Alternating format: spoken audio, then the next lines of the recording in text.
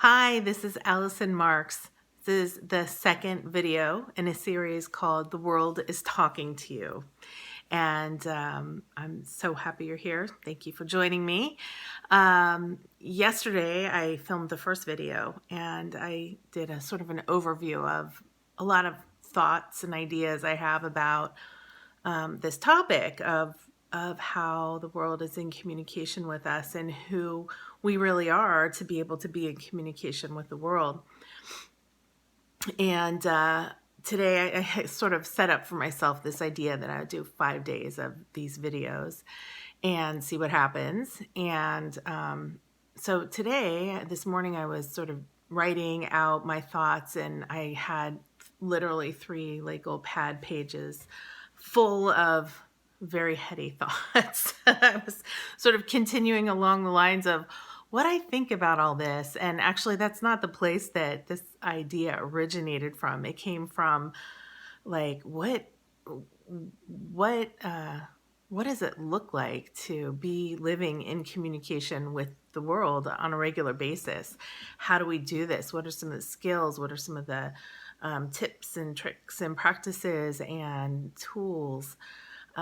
So I thought, you know what, let's just dive in. I have a lot to say. You guys are going to get it, along the way, all my big heady wisdom about things. So I'm just going to share with you one of my very favorite tools, which is oracle cards. And,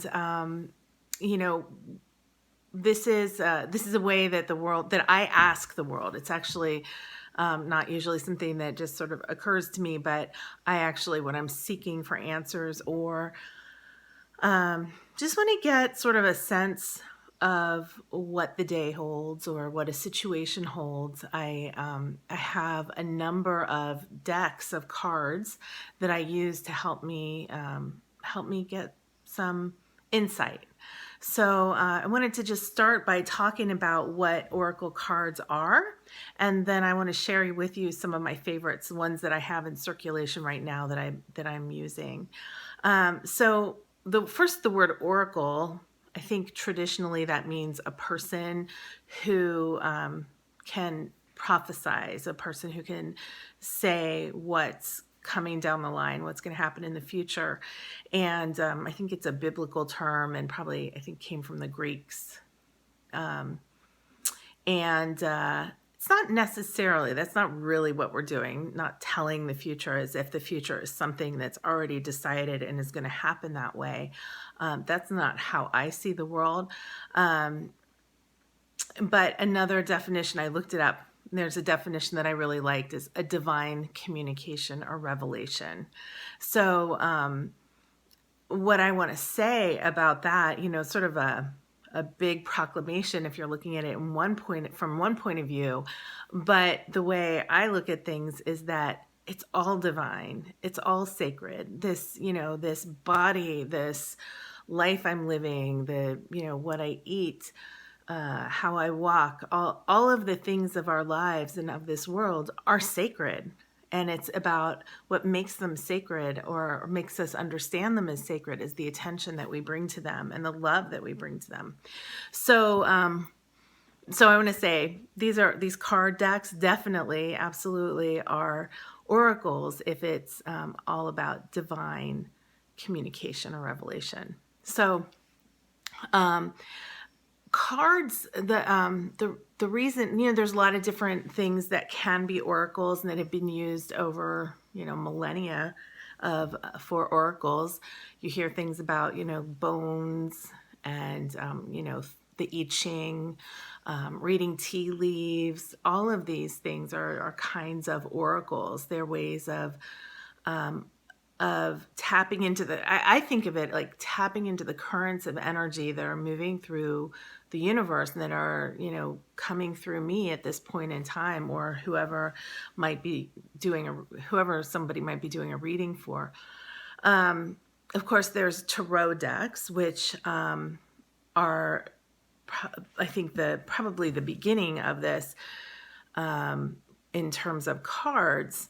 Tarot decks are highly there's structure, there's ordered, and I'm not going to go into it too much because I don't use the decks as tarot decks like many people do. So I'm not going to talk too much about it, but I will say there's a structure to them, which is really cool and is, the playing cards that we use are very similar. We've got the 4 suits and the face cards, and,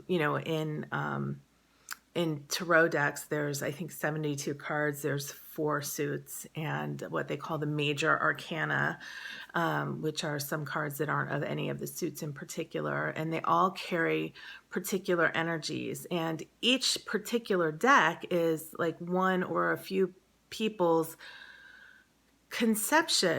It contains the wisdom of a particular worldview put into a particular structural format. So it's a very cool thing. It's something that's really interesting. If you are interested in studying it, there's tons of resources out there. I really like a book. It's by Angelus Arian, and it uses the Thoth tarot deck. So that's probably my favorite. Not that I've studied a lot of them, but of the ones that I have encountered and worked with, that's the one I do like the most. But then there's these other decks, which are called oracle decks, which don't necessarily follow that same pattern. And they're really, I think they're just, they have most of them probably have an internal inherent order to them, but it's not from necessarily from a larger wisdom tradition that gives that structure and order. And it's usually something that somebody, often it may be an artist by themselves, or it may be an artist with somebody who's bringing in a body of knowledge or a body of work that will look at a certain kind of thing that it wants to address, or a certain way of addressing life. And usually these card decks will have images. Usually it's one artist who does the entire deck. So there's some through lines. There's usually some elements that occur on all of the cards. They have a similar format, same size, same back. It might have similar images, like one here. I'll just share you. This is the newest one that I just got last week, because I'm taking a class through the Shift Network, where I used to work with Nikki Scully, who is brilliant and works with divine or ancient Egyptian alchemical shamanism. And so I bought her, this is, I don't have the box here, but this is the book that came with it. Usually they'll come in a little box and they'll have the card deck and a book. This one's called the Anubis Oracle. And I'm just getting familiar with it, but you'll notice here's the cards. One of the elements they'll have art, but also usually a name. Sometimes they're numbered, and then a word or some words that describe that sort of hold the energy or carry the energy of the whole card. Then you can go to the book and look it up in more detail. But what I was going to say, I was talking about through lines. Sometimes the images will have similar elements on all of them. So this one, see these little flowers down here at the bottom? I haven't even read the book yet to even know what they are, but they appear in some form on every single card. So here they are. Here it's nighttime. They're a little more closed up. Here there's fewer of them in front of the Sphinx. Here they're in a big, beautiful design. But they occur on every single card. So that's an example of that.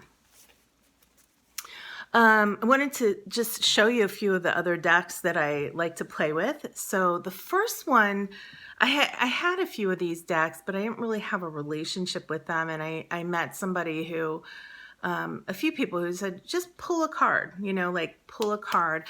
One thing that some people like to teach is to get your own energy in the deck first. So just shuffle it a few times. Sometimes the cards are really big and you can't literally shuffle it like you'd shuffle a deck of cards, but I just sort of do this cut the deck kind of thing. This is one that I worked with for a long time. Now, a lot of the decks will, in the instructions in the book, it'll show you a spread, which is basically you would lay down the cards on a table in a particular format, and then each of the positions in that format or that spread means something. So a really simple one that sometimes I'll use is past, present, future. So if you're curious about a particular topic or something, a situation in your life, you could do a 3-card spread and have one be past, present, future. So, you might pull Irene, which is peace. That could be past, undying love. Isolde is present, and Damara is guiding children, future. So it sort of tells a very different story than whatever the next 3 cards might be about whatever the situation is. So this is, okay, let me back up one more time, just really quick, and then I'm going to share with you the deck.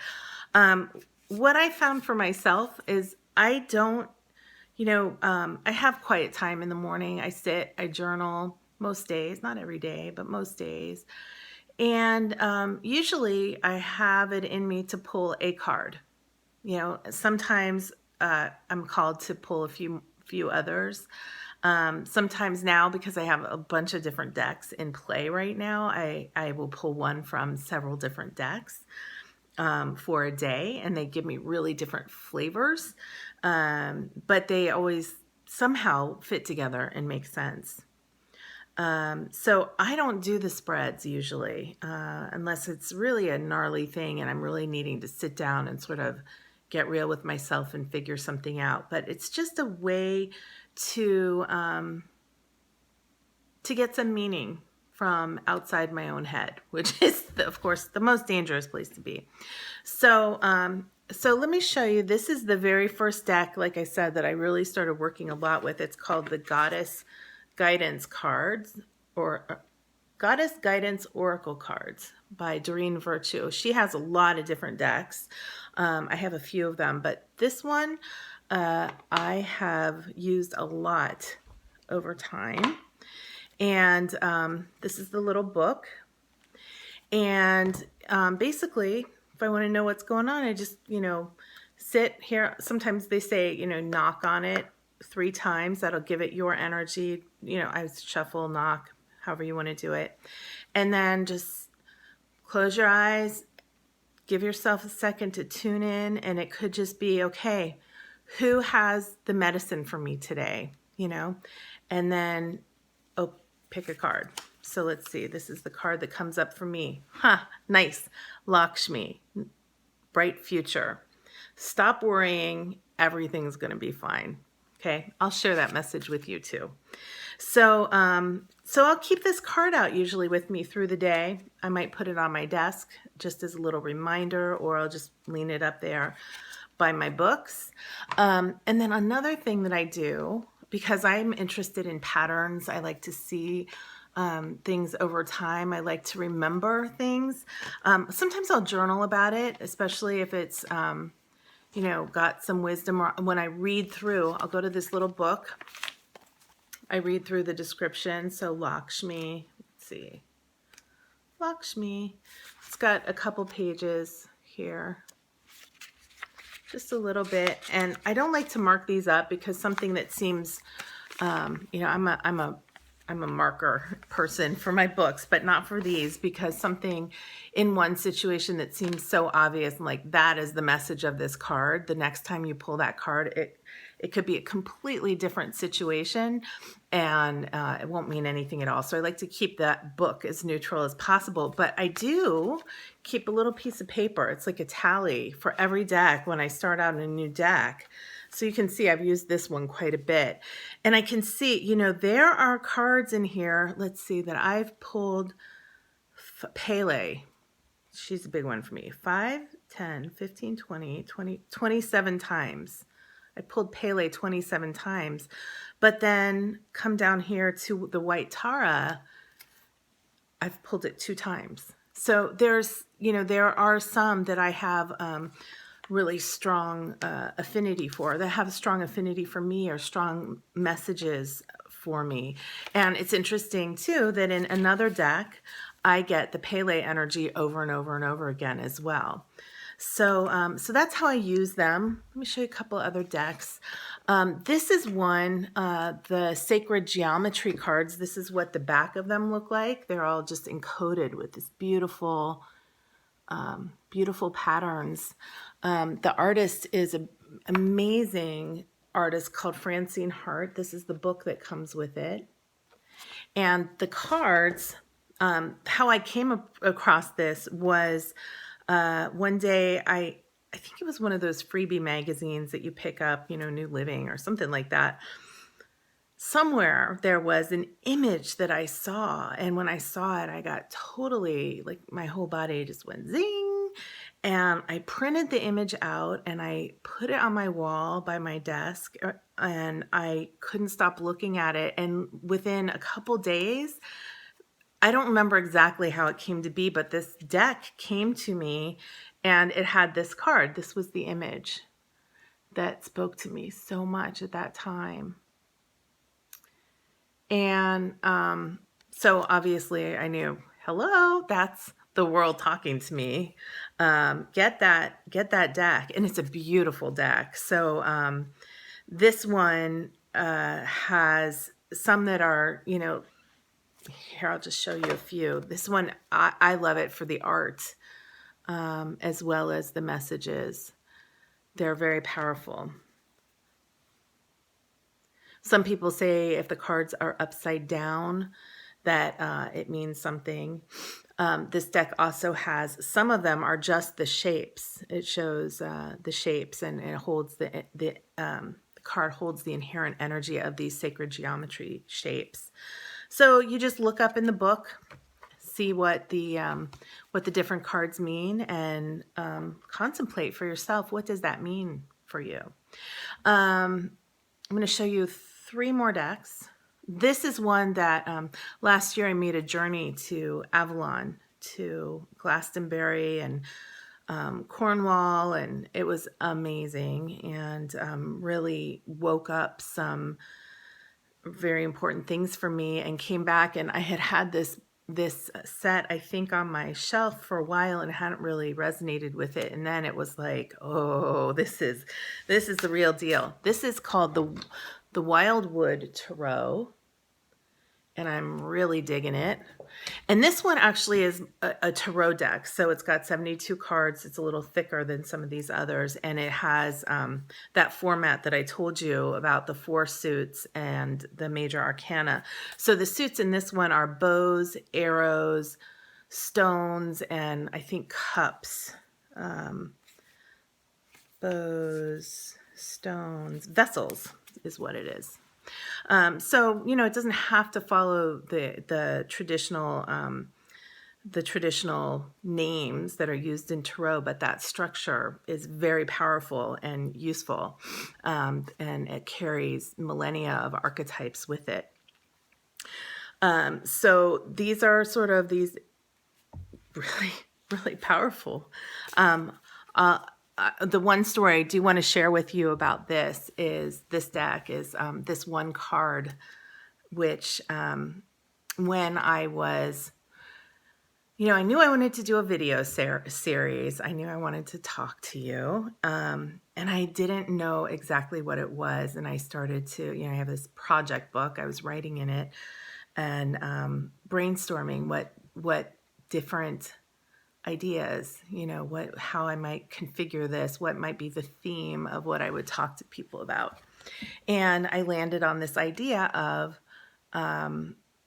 talking about how the world talks to you. Excuse me. And my project book. And And I kind of like landed it. I got it landed. And then something happened. There was this big shift in my energy. And I'm like, it's not about really what I'm talking about. It's about who I'm being and about creating space for people to be, creating a gathering space, helping the people who show up here and who are watching these videos and playing with me, to know like it's all okay. You know, we're all okay. We're doing the best we can here in these human bodies, and the human bodies aren't really who we really are. And that what I want to do is or like not even like what I want to do, like I'm not trying to do it, but what I feel so called around is to hold space for people to gather together.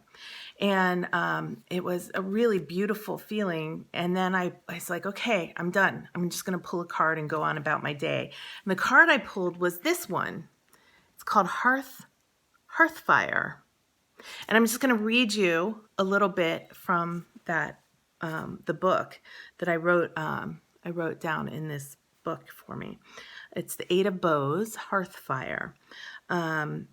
Share generously of warmth and light and friendship, a sincere desire for celebration, security, and harmony with kindred spirits. Hello. Leads to innermost peace and feelings of well-being and achievement.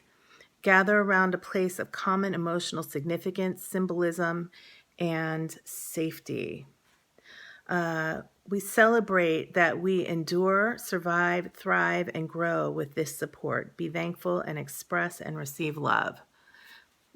You know, it's not exactly what I had just said, but it's exactly the energy, with, you know, more sparkles around it even. So it was such a beautiful confirmation that I'm on the right track, that I'm supposed to do this. And I just had this card with me through the day, and it made me really, really happy. That was just a couple days ago. Okay, 2 more decks. Here's one which is brand new to me. This one comes from, it's called, here, let me show you the box. It's called, I'm probably saying it wrong, Bral Talej. And it's got this artwork. It's this artwork from, if you're not familiar with Damanhur, maybe I'll talk about that place at some point. I recently read a book about the technology, like the Selfika technology that comes from there.